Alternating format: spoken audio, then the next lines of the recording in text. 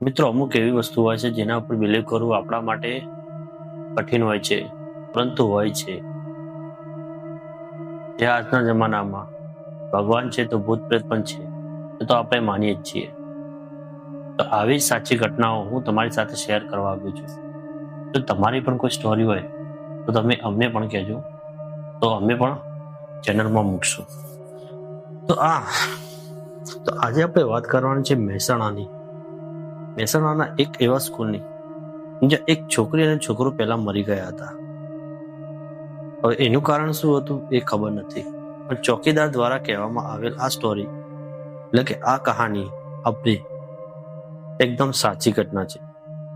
હા, આપણે સ્કૂલની જગ્યા બદલી દીધેલી છે, તો ખાલી સ્કૂલનું નામ નહીં લઈએ, બસ ખાલી કહેશું કે સ્કૂલની સ્ટોરી છે, પણ સ્કૂલનું નામ નથી લેવાનું, અને આ માત્ર મનોરંજન માટે છે. આજે આપણે મહેસાણાનો એક એવો કિસ્સો લઈને આવ્યા છીએ જ્યાં છોકરો અને છોકરી મરી ગયા હતા. આ સ્ટોરી એટલે કે આ વાર્તા અને એક ચોકીદારે કહી હતી.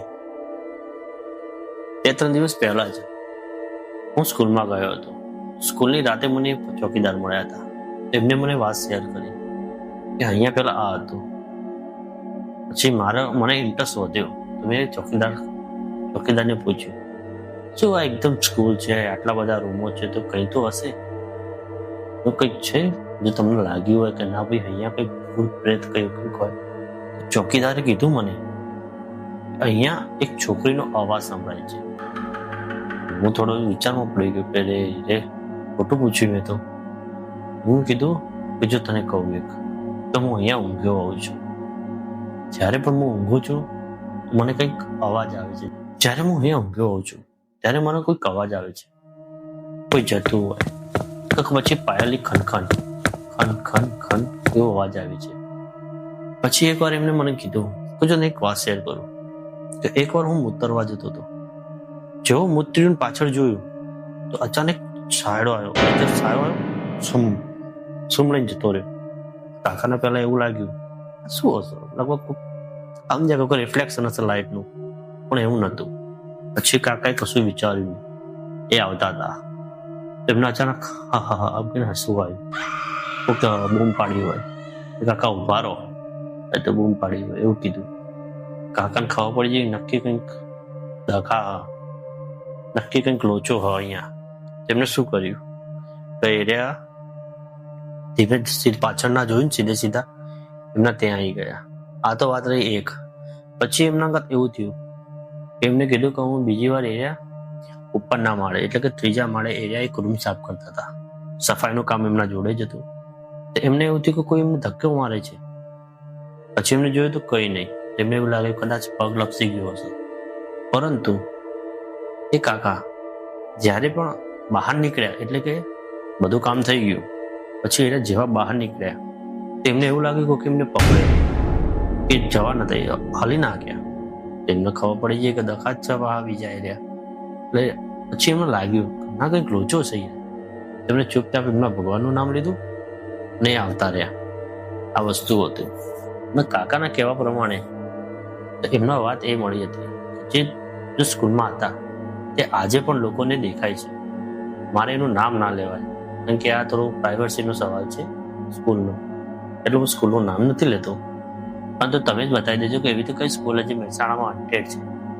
બાકી કમેન્ટ કરી દેજો.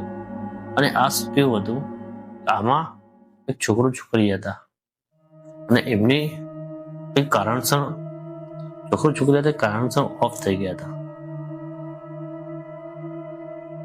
કાકાએ મને ટોટલ 2 વાર્તા કીધી હતી. એક આ સ્કૂલની અને એક બીજી હતી કે એરિયા એક નવા ફ્લેટો બનતા હતા, એટલે કોઈ ખંડર જગ્યામાં ફ્લેટો બની રહ્યા હતા. તો ત્યાં કાકાને ચોકી કરવા રાખ્યા હતા. હવે કાકા જેવા આજુબાજુ જોયું તો કૂતરાઓનો અવાજ બધું જ એવું લાગે કે પેલું સ્મશાન હોય. પરંતુ કાકા તો શું હતું, એમના રોજનું કામ છે આ બધું, અને આ વસ્તુ જોયેલી છે એટલે એમને કશું બીક જેવું હતું નહીં.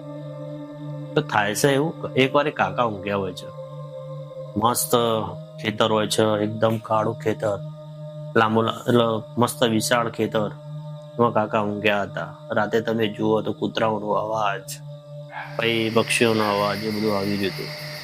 કાકા મસ્ત ઊંઘમાં ઊંઘ્યા હતા. અચાનક કાકાનો વજન લાગ્યો. કાકા બી વહી ગયા. શું છે? એવું લાગતું હતું કે એમને કોઈ દબાઈ ગયું છે. કાકા તો ભગવાનનું નામ લેવા માંડ્યા. થોડું શાંત, એકદમ શ્વાસ રોકાઈ ગયો એમનો. જે શ્વાસ આવ્યો એટલે ઉભા થયા, આજુબાજુ જોયું. જેવું જોયું એવું ખન ખન એવું અવાજ આવવા મળે એમનો. પછી અચાનક લાલ સાડીમાં કોઈ દેખાવા મળ્યું. એમનું મોઢું ના દેખાણું, એકદમ કાળું કાળું મમ્મર. આ જોઈને કાકાના રૂહાટા ઉભા થઈ ગયા. કાકાની ચીખો નીકળી ગઈ. કાકા તમે જુઓ તો એમનું મોઢામાં એકદમ પરસેવો. એમને એટલી બીક લાગી. પહેલી વાર એમને જોયું તો આ બધી વસ્તુ, એકદમ એ ડરી ગયા. કાકા કે હવે કરું શું? ચૂપચાપ એમને ભગવાનનું નામ લીધું. પણ ત્યાં જતા રહ્યા ત્યાંથી એ કાકા ગયા. પછી એમને ત્યાં નોકરી ન કરી. એના પછી અહીંયા સ્કૂલમાં જોઈન થઈ ગયા હતા. સ્કૂલમાં પણ એમની સાથે એવું થયું હતું. તો મિત્રો, તમને આ વાર્તા કેવી લાગી તમે અમને બતાવજો. આ તો હતી કાકાની વાર્તા, પણ તમે તમારા આજુબાજુ થયેલ કોઈ એવી ઘટના અમને શેર કરો, જેથી હું વિડીયો બનાવી શકું. અને અમારી ચેનલને લાઈક, સબસ્ક્રાઈબ અને શેર કરી દો. અને તમને કેવા ટોપિક પર જોઈએ છે એ પણ અમને કહી દેજો. તો મળીએ આપણે નવા વિડીયોમાં. ત્યાં સુધી પોતાનું ધ્યાન રાખો, સચેત રહો.